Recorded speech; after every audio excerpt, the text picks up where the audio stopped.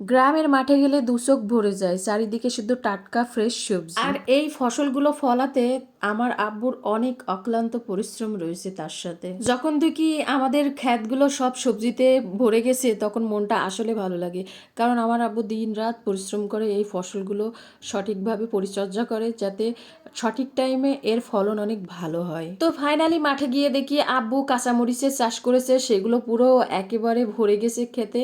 সাথে এই যে কাটা বেগুন দেখতে পাচ্ছেন, এই বেগুনগুলো কিন্তু অনেক খেতে টেস্টি। এগুলো একটু কাটা সাবধানতার সাথে এই বেগুনগুলো ওঠাতে হয়। তো আমি দেখে আর কি বলবো, নিজে হাতে এই ফ্রেশ ফ্রেশ সবজিগুলো উঠাইছি। কাটা বেগুন বর্তমান বাজারে 80 টাকা কেজিতে বিক্রি হচ্ছে। পাশাপাশি আমি বাসায় কাঁচামরিচ ছিল না, তো আমার বোনকে বললাম যে কাঁচামরিচগুলো উঠাইতে। সে অনেকগুলো কাঁচামরিচ আমার উঠাই দিয়েছে।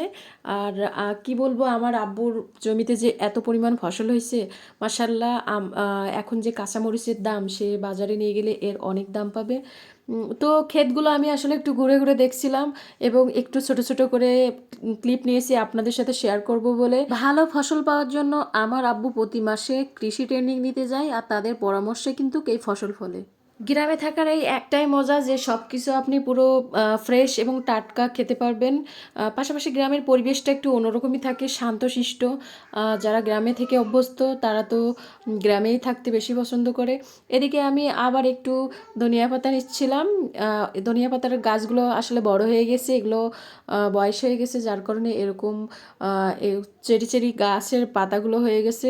যাই হোক, আমি সবগুলো উঠায়ে বাসায় এনে একটু ঢেলে আম্মুকে বলছিলাম একটু গুছিয়ে গুছিয়ে দিতে। তো সেই কাজই করছে সবাই মিলে।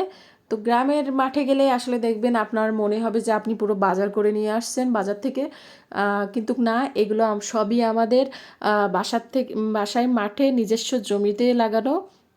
তো আমার আব্বু এগুলো সব কিছু আমাকে গুছিয়ে দিয়ে দিয়ে দিচ্ছিল। আর আমার আম্মু সাধারণত শুধু মাঠে আমার আব্বু যে ফসল ফলায় তার জন্য না, আমার আম্মু বাসায় অনেক ধরনের মানে সবজি লাগায় বাড়িতে। এই যে দেখতে পাচ্ছেন মিষ্টি কুমড়া, এগুলো কিন্তু আমার আম্মু বাড়িতেই লাগিয়েছে। মাসাল্লাহ অনেক মিষ্টি কুমড়া ধরেছে। আমি এগুলো এখন নিয়ে আসিনি। যাই হোক, আমি আপনাদের সাথে একটু ভিডিও করে দেখাচ্ছিলাম। আমাদের বাড়িটা কিন্তু পুরো মাঠের ভিতরে, এক সাইডে রাস্তা আর এক সাইডে পুরো মাঠ। তো দেখুন, গ্রামে যারা থাকে তাদের কিন্তু আসলে সেরকমভাবে সবজি কিনে খেতে হয় না।